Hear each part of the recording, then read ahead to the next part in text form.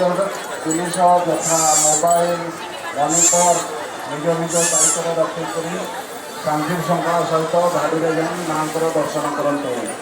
ଆପଣଙ୍କୁ କମିଟି ତରଫରୁ ବହୁତ ବହୁତ ଅନୁରୋଧ କରାଯାଉଛି, ଆପଣ ନିଜ ନିଜ ଜିନିଷ ଯଥା ମୋବାଇଲ ମନିଟର ନିଜ ନିଜର ଗହଣା ଗାଣ୍ଠି ନିଜ ନିଜେ ସୁରକ୍ଷିତ ରଖିବା ପାଇଁ ଚେଷ୍ଟା କରି ଶାନ୍ତି ଶୃଙ୍ଖଳାରେ ଧାଡ଼ିରେ ଯାଇକରି ମାଆଙ୍କ ଦର୍ଶନ କରନ୍ତୁ।